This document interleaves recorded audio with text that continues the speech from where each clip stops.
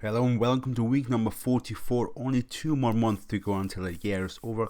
Cracking on this week's analysis when the CFTC report covered by the Scotia Bank, we saw some positioning adjustment on the euro side, some longs added, but some shorts added to it at the same time. Now we had a washout a couple of weeks back on the long side for the dollar that kind of made Euro USD a bit wobble. However, going ahead, it feels like there's more room for USD longs to grow, i.e. the position to go a bit more negative. On the euro side, we saw some big positioning adjustment in GBP where longs really started adding into it and started a new leg as well.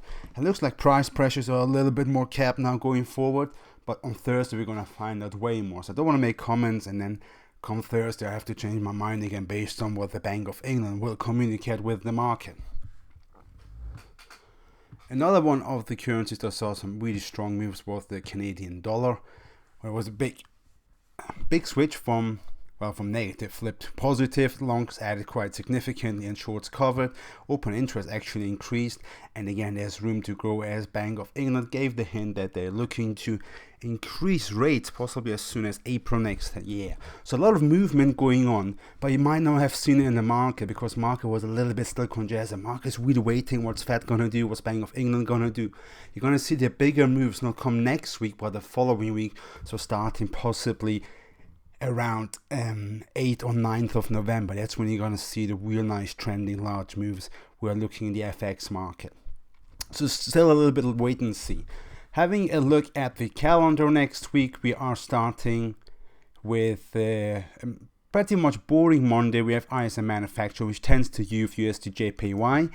Then we have the RBA cash meeting.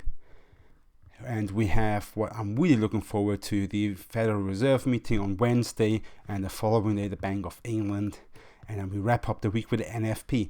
So a lot of huge data hitting the market, and usually when stuff like that happens and there's going to be pivotal decisions by two of the biggest central banks in the universe of FX, USD being the nucleus of all the major Forex pairs, we all sit down, pay attention, and then we wait till the dust settles and trade after that. You don't find a lot of speculators lagging into these trades, making big directional decisions until actually these events are over. And that's the probably strategy I'll be taking over as well. So cracking on with the charts, I have GbpCad here open. I was actually having a look at it. I've understood the whole drop until here, and now it's kind of bouncing about.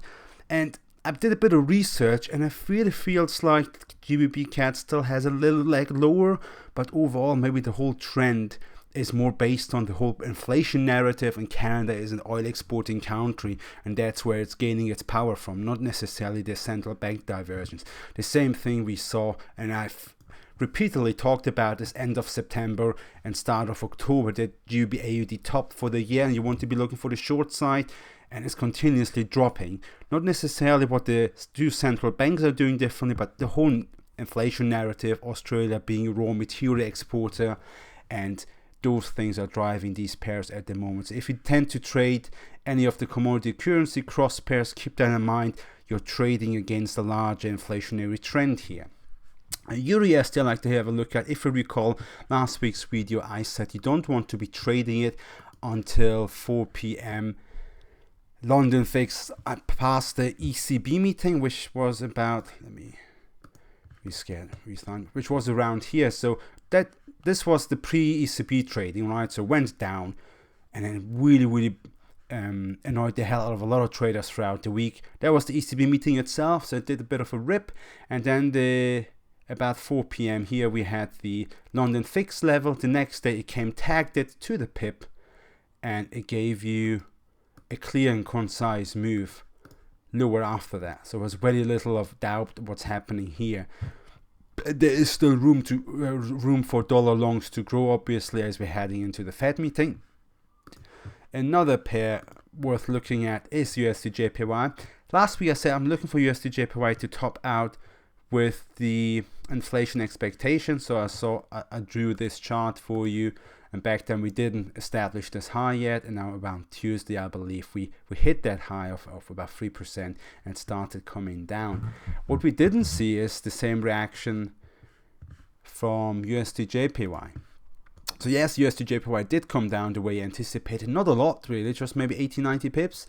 I was probably looking for a little bit more larger move, and then bounced back on Friday. Now that means two things. Maybe the Friday move was just a profit taking and position squaring into month end, or we're gonna start off November by just finding significantly higher levels. And that's remained to be seen. My bias is higher, so I was really just looking for a dip to load up. That dip wasn't as shallow as I needed to. Now I'm going to postpone my dip buying opportunities until I really find out what's happening on Monday, Tuesday, and then post-Fed meeting as well, to see where are we headed for the rest of the year. Because usually the trends that come together in November, they will last you for the rest of the year. So you do some intensive research maybe in the end of October, beginning of November, and once you figure out what's headed where, you're literally just adding to the position into the year end and wrap things up. So UsdJpy I'm looking at. Another one I'm looking at is gold. I'm really having a tough time understanding why it's keep climbing. I see the CFTC longs that keep coming in, ETF flows in Asia keep hitting the market, but I'm having a hard time understanding why is this keep climbing. This really should have been way lower. I'm probably looking to actually sell it as the November trading starts kicking in. Again, not really a lot of trades where you say, okay, you want to get in here with such a stop loss, you're going to be fine. Right now, still a bit more, wait till the dust settles. There's huge liquidity hitting the market. A lot of people need to get in and out of positions, and they could possibly squeeze you out because of some crazy spikes across all the pairs.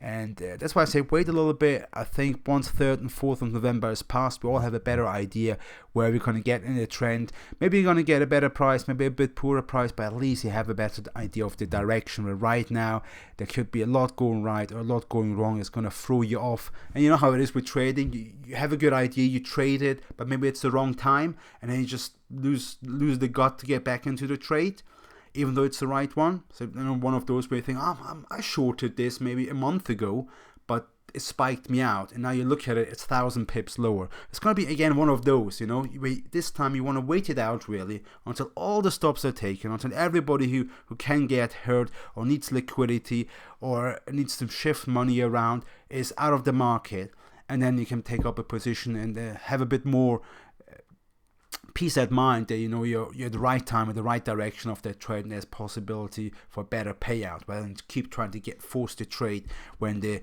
big news events aren't out yet. And this is all I wanted to cover this week. I'm wishing you all a successful week next week. Again, a little bit more waiting, a bit more focus on where you want to trade, and we pick up next week to see where we are with things. Thank you very much.